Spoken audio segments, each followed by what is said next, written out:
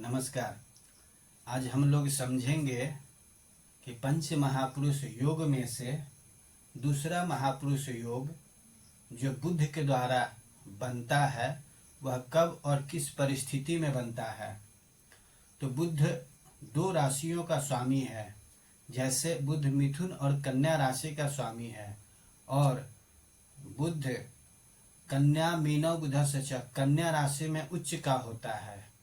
जब भी बुद्ध जन्म कुंडली में या चंद्र कुंडली में मिथुन और कन्या राशि का या फिर कन्या राशि में उच्च का होकर केंद्र भावों में यदि बैठता है तो भद्र महापुरुष योग का निर्माण करता है। जैसे कि चलिए ये किसी की जन्म कुंडली के ले लेते हैं। जन्म कुंडली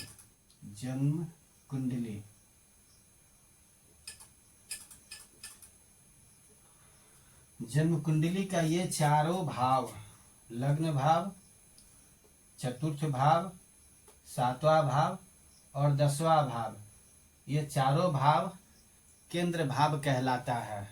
यह चारों भाव केंद्र भाव कहलाता है।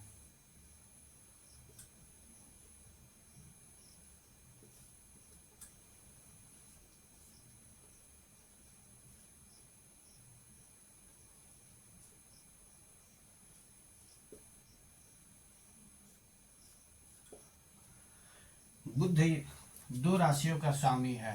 बुद्ध पहला मिथुन राशि का स्वामी है,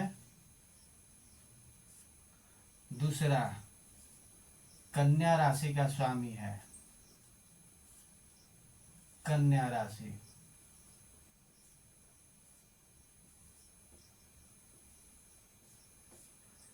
तीसरा नंबर पे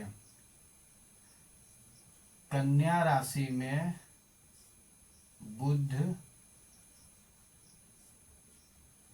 उच्च का होता है। उच्च का होता है।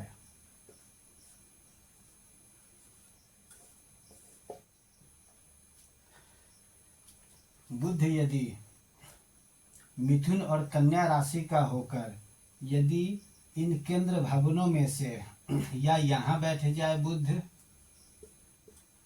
या यहाँ बैठ जाए, या यहाँ बैठ जाए, या फिर यहाँ बैठ जाए। बुद्ध मिथुन अथवा कन्या राशि का होकर यदि 10वें भाव में बैठ जाए, या फिर 7वें भाव में बैठ जाए, या फिर चतुर्थ भाव में बैठ जाए, या फिर लग्न भाव में बैठ जाए, अपनी राशि का होकर, यदि अपनी राशि का होकर यदि नहीं भी बैठ रहा है तो भी यदि बुद्ध कन्या राशि में उच्च का होता है, तो उच्च का होकर यदि बुद्ध इन केंद्र भाव अथवा इन चार भावों में से लग्न भाव, चतुर्थ भाव, सातवां भाव और 10वां भाव, इन चार केंद्र भावों में से किसी भी भाव में यदि बुद्ध बैठ जाता है तो ये भद्र महापुरुष योग का निर्माण करता है, जो कि फलित ज्योतिष शास्त्र में एक बहुत ही अति उत्तम महापुरुष योग के बारे में बतलाता है, जिसका फल बहुत ही उत्तम कहा गया है।